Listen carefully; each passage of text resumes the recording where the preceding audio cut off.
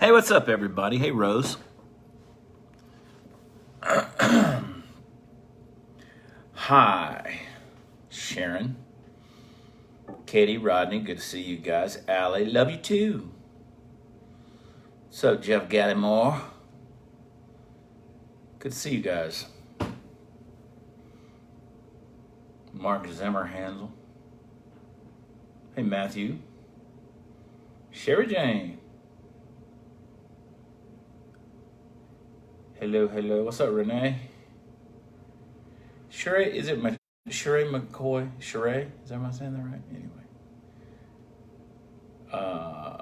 What's up, Zimmer Hansel? What's up, Marcus? Hey, Kim Young. Yeah, if you were watching the president's speech last night, apparently C-SPAN loves me. Because I was on there quite a lot.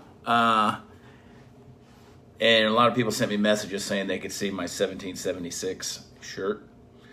We have a lot, hey Denise, we have a lot of different 1776 shirts on watchchad.com at the store. A lot of fun. What's up, TK?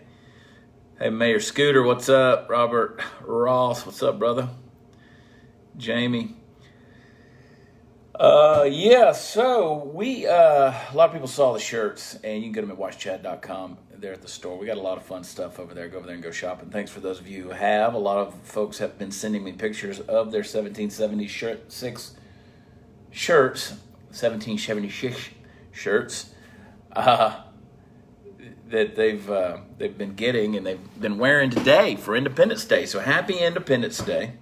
Hope everybody's having a great 4th of July. I am in Rapid City, South Dakota.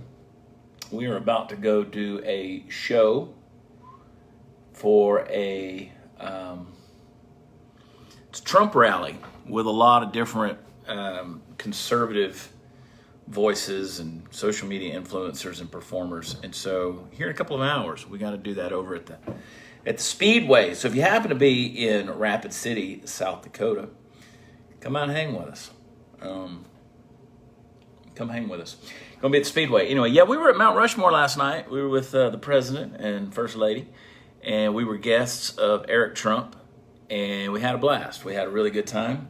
We were already slated to be there, but Eric Trump was gracious enough to really take care of us, and we got in just ahead of the protests, which was good. We saw the protesters on the side of the road. I started breaking curses off in Jesus' name. I don't know about all them Indian chants and smoking things and blowing stuff at you. I was breaking stuff off in Jesus' name. I wasn't taking any chances. But anyway, it's funny. That's a funny comment right there, Roseanne. You're not as cute without your cowboy hat on. Do they let you go in public and just start saying things? My Lord, have mercy. Anyway, they parked 3 vans across the street, and they ripped the tires and all that stuff, so they hauled them out. But in South Dakota, I got to give it to them. I was sitting there with the Speaker of the House for South Dakota and several of their state representatives, and they were ready, man. They were ready. They've got the Secret Service. They said the preparation team for Secret Service came in. There was about 34 of them, and there were only 2 of them had ever been to Mount Rushmore before. So they were trying to figure out what the perimeter was, and they said, well, basically it's about 55 miles that way. They said that's too big of a space. So it was interesting, but they kept it locked down. They kept it safe. The National Guard was there, and they warned the protesters. They said, if you guys start stuff up, this isn't New York. This isn't Washington, D.C. This is South Dakota. We're not putting up with that crap. And they didn't. So they were ready, and it was good. And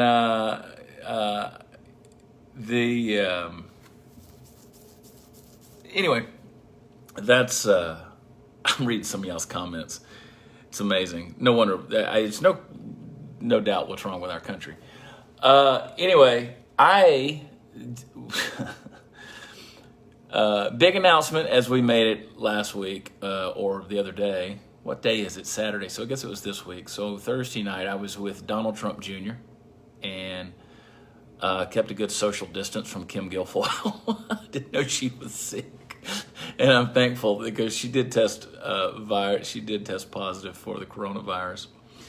I think everybody at this stage in the game is either tested positive for the coronavirus or you're going to test positive for the coronavirus, because what we're seeing now is a much milder strain, but that's a whole different deal.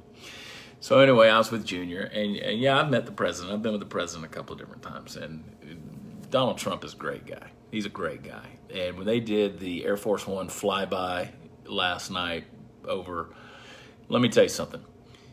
You want to talk about the experience of a lifetime. There's a lot of things that don't necessarily get me super excited because I just enjoy life and I kind of go through even keel. I'm an emotional person, but I just kind of, I don't get too jazzed up over a lot of things. But I promise you, when you're sitting there at Mount Rushmore on 4th of July weekend, under the shadows of Teddy Roosevelt and George Washington and Thomas Jefferson and Abraham Lincoln, and that great structure, that great sculpture, you're sitting there, and Air Force One flies over, and they're playing Guns N' Roses. It's pretty amazing. And then when Air Force One lands, and you can hear the Mount Rushmore LZ tower on the mic with Marine One, and they're communicating 6 minutes out from LZ, 4 minutes out from LZ, 1 minute out, and then Marine One with the helicopter escorts comes flying over. It reminds you that men have nipples, folks. That's all I'm going to tell you. It gives you the goose purples. Gives you the goose purples. So anyway, that's it's a lot of good fun. It was a great time, and to see the. I sat there with some of the state reps, like I said, and then also with a couple of fellas who are at the Naval Academy. And they were from South Dakota. And last night, of course, they did the fireworks. One of the young men, he leaned over and he said the last time they did fireworks over Mount Rushmore was when he was 4 years old. So those are great things that President Trump has done, is being able to come back and bring some of the historical things that's why the Lakota tribes were going crazy in protest, because this hasn't been done in so long, to come up here and celebrate America when they say that we're operating on stolen land, which is interesting when the Lakota tribe says that, because they took it from the Crow and the Crow took it from the Sioux. But, you know, when we live in a day and an age when we're erasing history, people don't think about that. We just think about who had it last, right? Like we forget that every race under the sun has been a victim to the slave trade and have been enslaved and all of those things. But, you know, if you don't pay attention to history, you just pay attention to the ones that's most recent.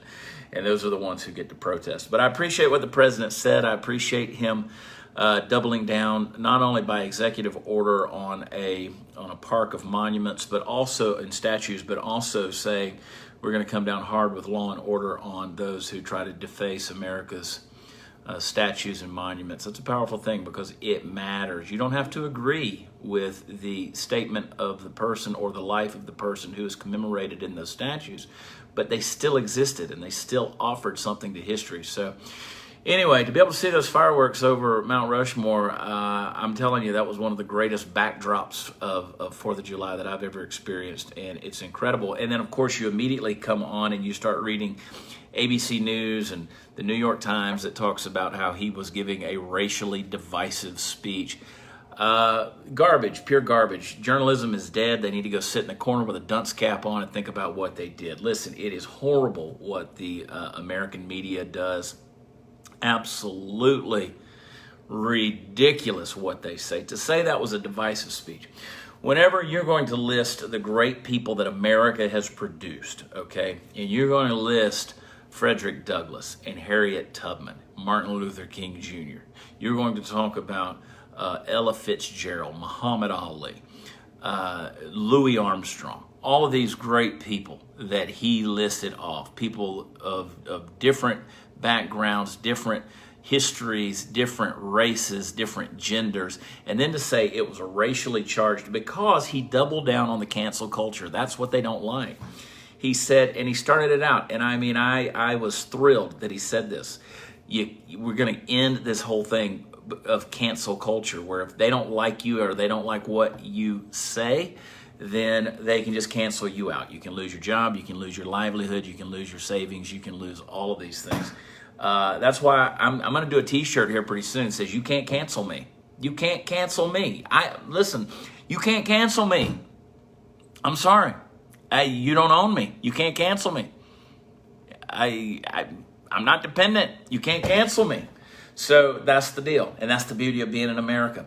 An American. I made a comment on a video that the Blaze posted of me this morning while I was out in the national park the other day, where I said that only in America do people enjoy the American dream. You don't hear any other country that talks about the dream in connection with, you don't hear about the Scandinavian dream, you don't hear about the Swiss dream, you don't hear about the French dream, the Canadian dream. those sound like weed strains, right? They sound like something you smoke, get from the dispensary. But the American dream, whole other deal, man. Whole other deal. People tell me that the American dream is dead. I'm living proof the American dream is not dead. It's 100% alive. And I'm realizing it every day. I'm a capitalist. I believe in a free market economy. I believe in trade. I believe that people should go out and make a living however they want to do that. I believe in autonomy. I believe in personal liberty. I believe in economic success. You ought to have the freedom to go out and get that for yourself. I believe in equality of opportunity, not equality of result, because life isn't fair and nothing is fair. And I had people who want to come at me and say, well, we don't stick our fists in the air and beat our chest and talk about how great Canada is. Well, there's a reason. And look, you might love Canada. I love most of Canada, especially Western Canada. If they did Wexit and Alberta and British Columbia and all that, if they peeled out, I might move there. I don't know. But I love the folks up there. But you can't tell me that Canada has the same rights that the United States does. Don't talk to me about your free speech. Don't talk to me about your gun rights. And whenever some country out there gets invaded or there's a natural disaster that happens, they don't call on Canada, they call on the United States. Why? Because we are the most generous country in the history of the world. Our police force doesn't exist to oppress, which is contrary to what many people are accusing them of right now. You need to go to watchchat.com, get your Defend the Police t-shirt. Proceeds are helping fallen officers, and we just learned of the officer who passed from Tulsa, Oklahoma the other night. We're seeing too many of these things that are happening out there in our country. We are one of the only militaries in the world that is out there to serve those nations where they go into, where they occupy. Most militaries not only oppress people from across their borders, but inside their own borders. So we live in a world where things have gotten screwed up, where if I say all lives matter, I'm called a racist. I'm called racially divisive, but lives matter. And that includes unborn lives as well as elderly lives and everywhere in between. Everywhere in between. Life matters, folks. And to sit there and say, do Black lives matter? Of course Black lives matter. But when you put an ism behind the activity of Black lives matter and it becomes activism, it becomes a Marxist ideology, which is a postmodern mindset of really divisive, racial divisive and ethnic Gnosticism. Look that up. And what it does is it actually destroys the Black community more than it helps it. It is funding white people who are running for office on the Democratic side of things. So don't tell me that. Besides, you can't be an atheistic Marxist humanist and say that any lives matter, because you just philosophically denied the value of any life that exists. So there you go. Hey, big announcement. What I said, I'm throwing my hat in the ring. Going to throw my hat in the ring. We're in the exploratory process for, I've had people who wanted me to be mayor, city council. They've wanted me to be run for state rep, senate, all this stuff. No.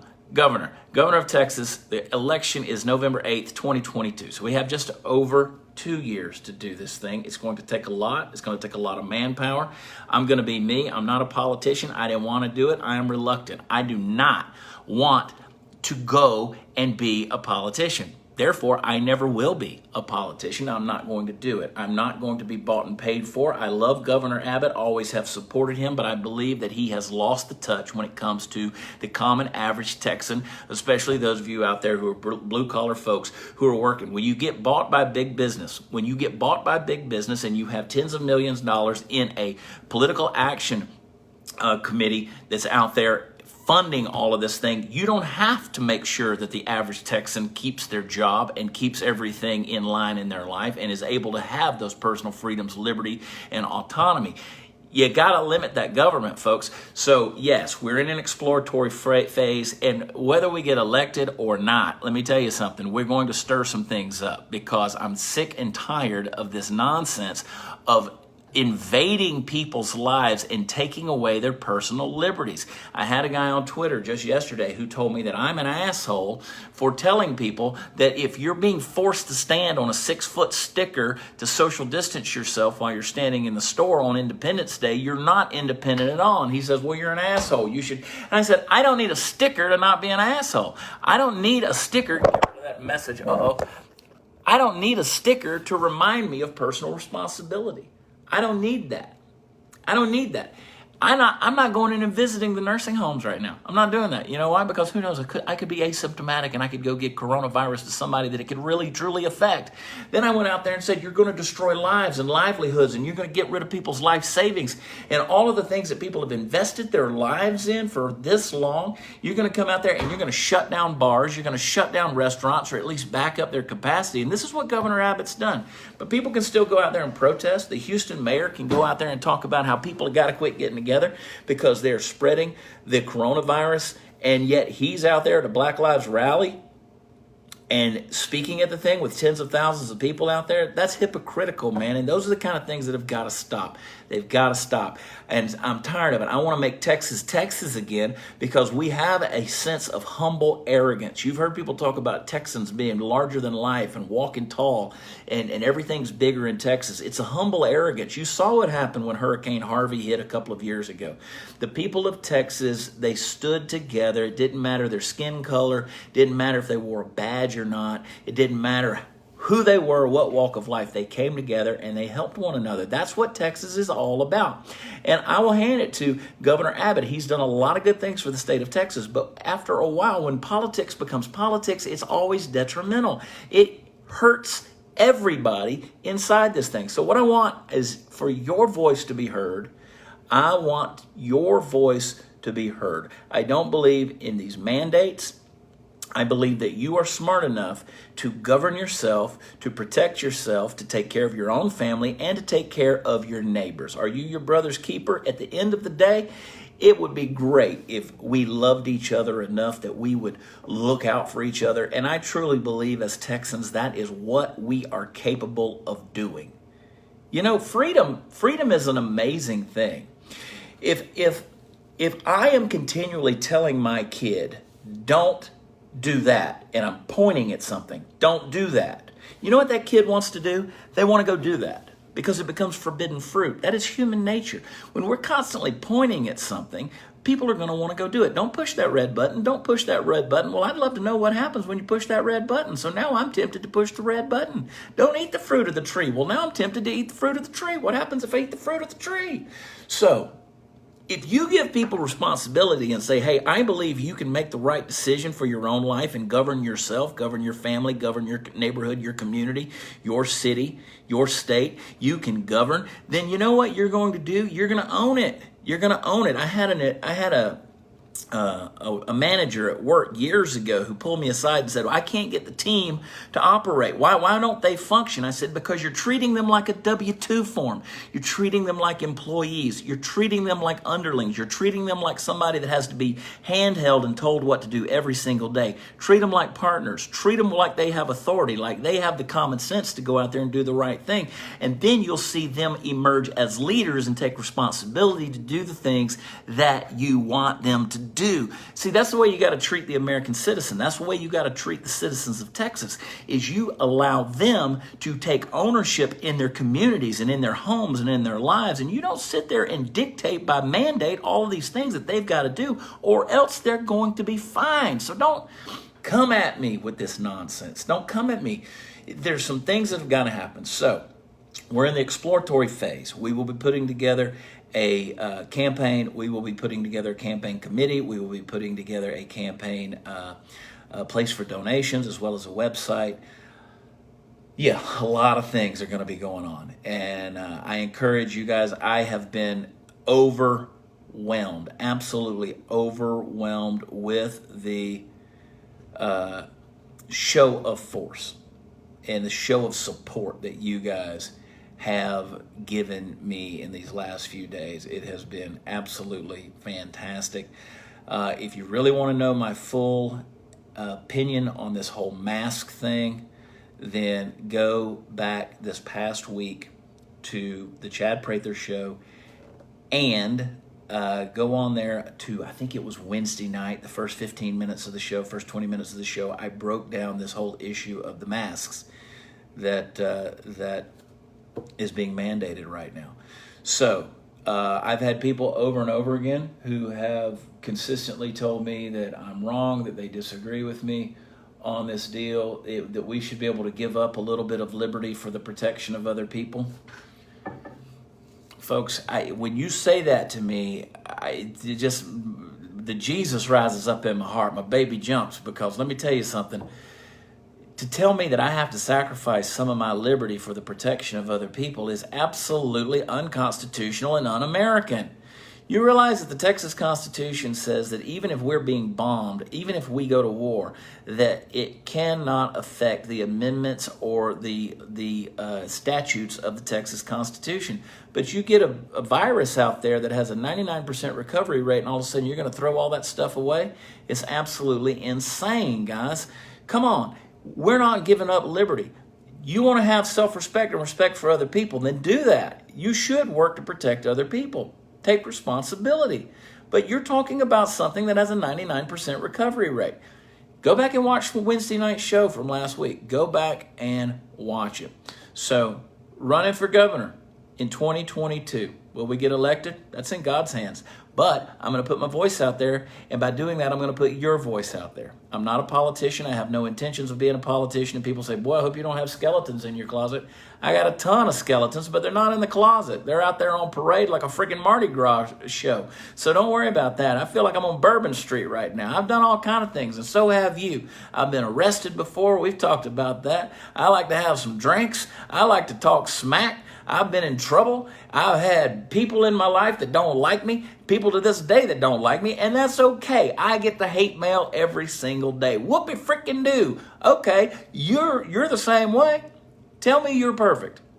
Tell me you're perfect. And you know what? I can't be canceled. So to the degree that you want people with an everyday voice, with common sense, to go out there and to speak for you, and you're going to say, well, no, I'd rather have Pinhead over there that's never done anything in his life. He's never lived. He's never done anything. He's never had any sense of adventure. He just sat there and lived his life with his thumb up his butt while he was studying the Wall Street Journal so he could run for office one day. Then go ahead. Let that guy or that gal represent you. But you know what? I live out there with you. I know who you are. I'll have a beer with you and have the talk about the real issues. So we can discuss those things all you want, but if we're going to sit there and focus about people's past and all these kind of things, you're just going to keep on getting the same old mealy-mouthed, lukewarm politicians you've always gotten. So, hey, here's the deal. Let's throw caution to the wind, root hog or die, get all you can all you get, sit on the lid and poison all the rest, baby. Let the loose end drag. Come on, we're going to make Texas, Texas again, and I don't care if Matthew McConaughey's running or anybody else. All right. Take you out there to my AR stream, pour you a margarita so strong, knock him horns off. You know what I'm saying? Hey, look, guys, I love y'all. God bless you. Go to watchchad.com. Help support us. Go to the store. You can get your 1770 shoes and bitches shirt. And you can also get the Defend the Police shirt. There's a whole lot of other stuff, participation trophies. So I love you guys. That's the deal. Happy Independence Day. Happy 4th of July. God bless you. I saw my mama just tuned in here. Mama, you're going to have to go back and watch this again. I lit them up. I had to talk to them about real stuff. Nah, we're just having a good time. So, Well, that rather have Prather, it's Prather, so that kind of messes up the rhyme, I know. But I never correct anybody when they say Prather. I just say, well, that's the way it looks when you read it. So anyway, we'll have all that stuff set up. But yes, it's real. Yeah, I'm running. So that's a real deal. We're going to do that. We're going to see what happens.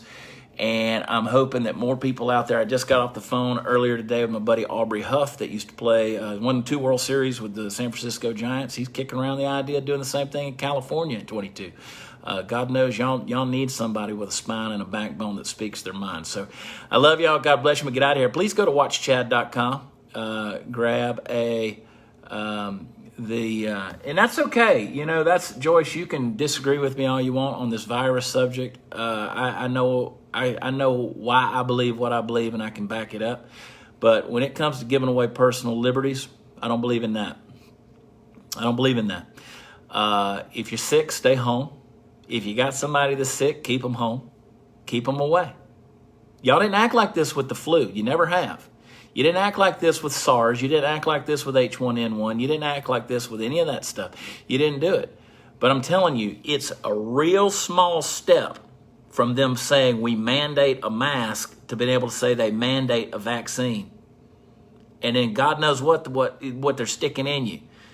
Bill and Melinda Gates came out last week. Melinda Gates already said that she expects frontline healthcare workers, blacks and Native Americans to get it first. That is so stupid. I mean, are you seriously going to sit there and tell me as a white person that you want to use black people as a guinea pig on a vaccine nobody's ever taken? Now, what could go wrong with that? So disagree with me on the deal. I'm not telling you not to wear a mask, but wearing a mask is your own personal choice. It's your own personal choice. If people look, I don't want people in my personal space. I don't need somebody humping my leg while I'm trying to check out at the Walmart. I don't need that. So if you want to keep 6 feet, I gladly will. I don't want you touching on me. I don't want you hugging. I mean, I'm a hugger. If I greet you, I'll shake your hand, I'll fist bump you, whatever it is you want. Hug your neck, I'll do all that stuff. But I don't want you hanging all over me, and you don't want it either. So social distancing ought to be common sense, right? It ought to be. But do those things. I don't sneeze in your face. I don't blow boogers on you. I don't wipe anything on you. I don't lick my finger and touch your shirt and say, let's get you out of these wet clothes. So, look, man, that's the deal. That's the deal. I'm in South Dakota, folks. I'm in Rapid City, South Dakota. I was with the president last night. We were guests of Eric Trump. And it was great to see the Trump family there. It was great to see Sarah Sanders there as well, and a number of other folks. Governor Chrissy Noem was there, and she did a great speech. If you were watching on C-SPAN, it was fantastic. So, well, see, Joyce, what's wrong with giving up your rights for a little while for the good of all?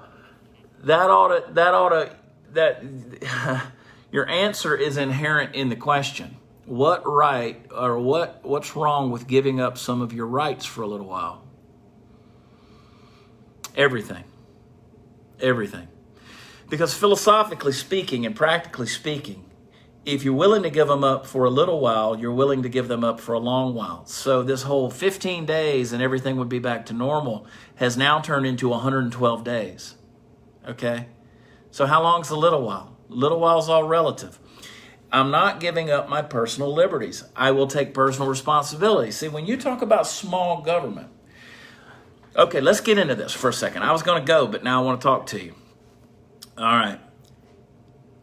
If you're conservative, you believe in small government. That's what conserve means. Unfortunately, these days, the GOP has lost their spine. Everything has become about the system, and most of us wouldn't know what to do if the government suddenly got small and we had to go and govern ourselves. We wouldn't know what to do because we've gotten so governmentally dependent on everything. It's an institution that controls our life. But as a conservative, by definition, you believe in a smaller government. That means there are less people who are dictating to you the things that you need to do for a short period of time or a long period of time. Okay? So whenever I allow the government to step in and start mandating and dictating the things to me, I lose my autonomy. I lose my ability to have personal freedom. I lose that authority over my life. I'm allowing them to tell me, whether it's for a short period of time or a long period of time, what I can and cannot do. When I give up my personal liberties for the sake of others, just for a little bit, it means I don't have responsibility over them. So For instance, these masks. If masks were truly carrying a pandemic in them because you sneeze in them, you snot in them, you blow chunks in them, whatever you do, I don't know what, you lick the things, you breathe on the things, then why aren't there biohazard waste bins all over the country where those masks can be disposed of? I walked through Mount Rushmore last night, 7,000 people. You know what I saw here and there on the ground? Pandemic-ridden face masks that people had taken off and dropped on the floor. Did they pick them up? No. Are you telling me that you're taking these things and disposing of them as a biohazard? You're not. You know why? Because it's all BS. It's not that way. It's simply not that way, folks. It's not. That's not how it works. If it was truly a biohazard, they would have ways for you to dispose of those things. So how much are you willing to have taken away? You know, if you go back and look at the night of the broken glass in November of what it was, 1939? I could be off on the dates. November 8th through 10th. I think it was 39, 38, 39. And they came in and they rounded up the Jews. And that was the beginning of that whole thing, because you know what they told them? They said, your only guarantee of safety is if you come with us. You hear what I'm saying? The Nazis told the Jews. The SS came in on the night of broken glass and told the Jews. They said, your only way to be safe is if you come with us. Do you realize that out of approximately 6 million Jews that died in the Holocaust, 2 million were executed on the spot, 4 million got on a train. There were about 9 different train companies, railroad companies that were operating then, and that they used in Germany, in Poland, in the places to carry them off to these concentration camps. You know what they were told? It's for your own good. Get on the train. And in a boxcar that could comfortably hold 100 people, they packed 200 people, and they hauled them off to places like Auschwitz. You don't give up your personal liberty in the name of being kept safe. You understand? Now I got to go do a show. I love y'all. I love y'all. And remember, FDR, Franklin Delano Roosevelt, who was a Democrat, he rounded up the Japanese. He rounded up Asian Americans in the middle of World War II, and he put them in internment camps. Why? Why? I'm telling you, when you start letting the government control your life for the safety of others, see, they put those Asians in an internment camp for the safety of others. I hope I'm making sense to you. I hope I'm making sense of it. If you start giving up your rights for the safety of others, you have no rights. Zero. Because if they can take them away from you, they can take all of them away from you. If they give you your rights, that's why the Constitution says that we have certain inalienable rights. They're given by God. Life, liberty, the pursuit of happiness. They're given by God. We are endowed by our Creator. God gave us these rights. If man gives you rights, then man can take those rights away. So therefore, if the governor of Texas can say, I'm mandating that you do this while you're out in public, you get the point. I love you guys. God bless you. I'm going to go do this show out here with a bunch of MAGA patriots. Make America great again. I appreciate your support as we head over the next 2 years into 2022. One of the greatest things Donald Trump said last night is that our schools have taught our children to hate their own country. It's true. So God bless you guys. Take care of yourselves. Happy Independence Day. I'd love for you to go get some of your patriotic gear. WatchChat.com. Get over to the store. Y'all are great. Y'all are fun. And I appreciate you. And yes, I do believe in constitutional carry. Want a Facebook poke? I'll give you one. Now, wouldn't you like to be getting a Facebook poke from the governor's mansion? Fantastic. Fantastic. Y'all get out of here. I'm gone. Bye.